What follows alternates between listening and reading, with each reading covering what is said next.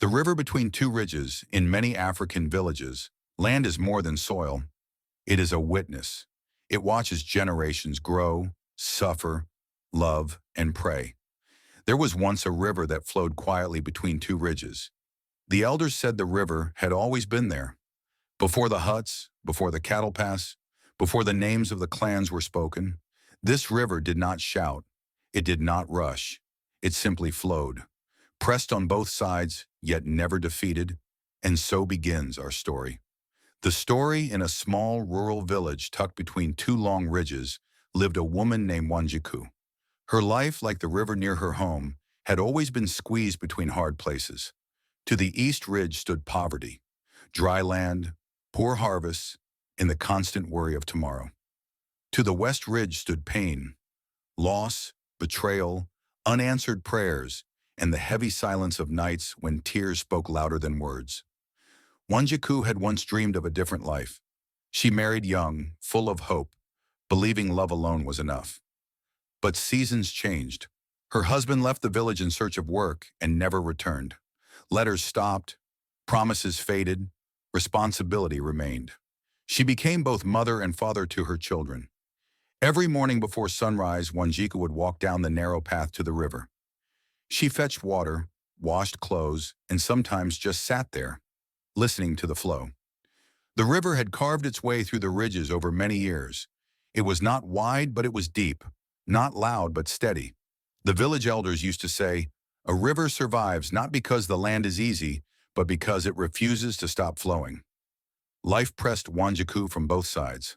School fees on one side, hunger on the other, loneliness on one ridge, faith on the other. There were days she wanted to give up, days she questioned God, days she felt forgotten. Yet somehow she kept moving. The hard season. One year the rains delayed, crops failed, children grew thinner. Fear sat in every home like an uninvited guest. People whispered, "God has turned his face from us." But Wanjiku noticed something strange. Even when the land dried, the river still flowed. Not as full as before, but it did not stop. One evening, as she sat by the river with her youngest child, she whispered, "God, I feel like this river, pressed, narrowed, but still alive." That night, something shifted in her heart. Wanjiku began to understand that the ridges were not there to destroy the river. They were there to guide it. If the river had no boundaries, it would scatter and disappear into the soil. But because it was constrained, it became deeper, stronger, purposeful. She began to work again. She started a small vegetable patch near the riverbank. She helped other women fetch water and shared what little she had. Slowly, change came. Not overnight miracles, but daily strength.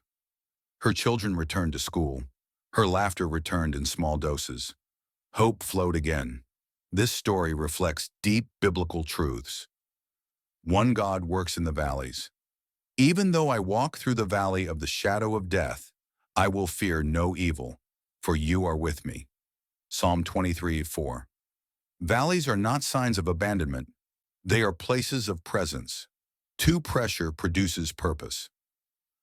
We are hard-pressed on every side, but not crushed, perplexed, but not in despair. 2 Corinthians 4:8. The ridges may press you, but they will not crush you if God is your source. 3. God's river never dries. Whoever believes in me, rivers of living water will flow from within them. John 7:38. Human strength fails, but God's river flows even in drought. 4. Waiting refines faith.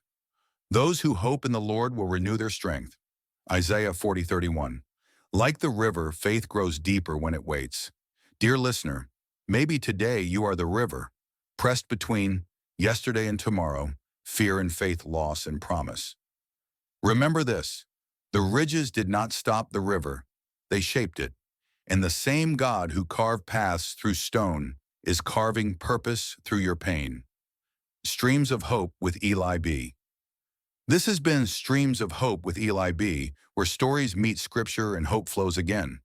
If this message spoke to your heart, share it with someone who feels pressed but not finished. Subscribe, like, and remember, you are not stuck, you are flowing. God is not done with you yet. Until next time, keep walking,